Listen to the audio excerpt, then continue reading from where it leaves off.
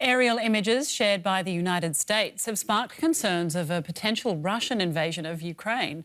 In recent weeks, evidence has emerged of an estimated 100,000 Russian troops building up on Russia's western border. Ukraine says that Moscow is preparing a sea and ground attack from Russian-annexed Crimea and the Donbass region. Kiev has been fighting Russian-backed separatists there since 2014. The Kremlin denies it plans to invade. But the conflict is alarming Eastern European NATO countries like Estonia, which is now mobilising its own troops. Estonian reservists getting battle-ready. Nearly 2,000 of them were deployed as part of snap military drills the country held directly at the border with Russia. The message is, we are ready. This is an exercise to improve defensive readiness. It's important to have all our men and women on duty. This is a way to demonstrate to a potential aggressor that the price will be very high for them, were they to do something. Estonia and the other two Baltic states, Lithuania and Latvia, were once part of the Soviet Union. Now they are NATO members hosting Western troops. But the fear of Russian aggression still runs deep. One reason for that is the standoff over migrants between the EU and Belarus, a Kremlin client state. There are also escalating fears of Russia using natural gas to exert pressure on Europe. And now there is an ominous buildup of Russian troops near Ukraine and Belarus. Everything that shows that, Kremlin is because of different reasons, became much more, aggressive and nervous, and that is why we are worried about what can come next. Russia's President Vladimir Putin has repeatedly warned the West not to cross Moscow's red lines and to stay away from what the Kremlin considers its sphere of influence. Russia's military has been accused of provocations before, but could the new military build-up be the groundwork for an outright invasion?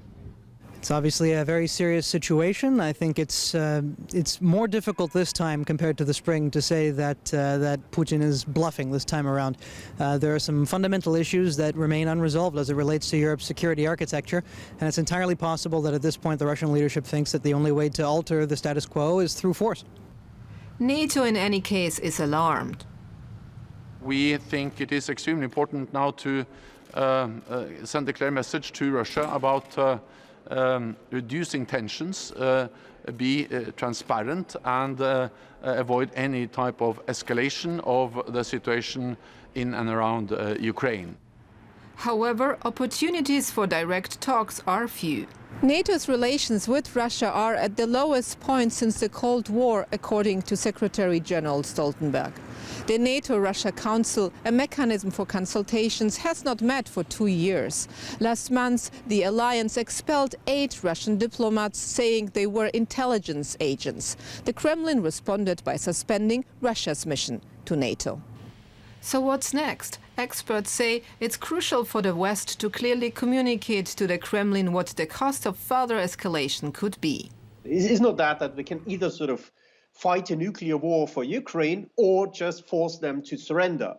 We have a lot of shades of support and signaling to the Russian side. We can conduct ourselves in order to alter Moscow's calculus of costs and benefits. This battle isn't lost yet. The military exercises in Estonia are over. The army used them to build a new barrier on the border with Russia. But new NATO drills are just starting in neighboring Latvia. Russia's behavior remains a matter of concern for the Baltic states. And our chief international editor, Richard Walker, joins me in the studio for more. Richard, what is Putin trying to achieve with this military build-up? Well, Rebecca, it does appear that he's at least trying to create the readiness to take military action if he chooses to do so. Now, it's not the first time this year he's done that. There was a similar build-up earlier in the year. About 80,000 troops or so was the assessment at that time. They ended up being pulled back. But the numbers this time do look potentially even larger. We're talking potentially 100,000, as we were just saying earlier. And Western intelligence is concerned that some of the troop movements are happening at night, so potentially to try to conceal the purpose of what's going on here. There are no signs also that it's an exercise or some kind of training purpose. Now, the Kremlin, for its part, is denying that there's anything kind of questionable going on here, saying that, you know, troop movements on our own soil are no threat to anybody at all. But there certainly are growing concerns around Europe. What's your assessment then? Why is he doing this?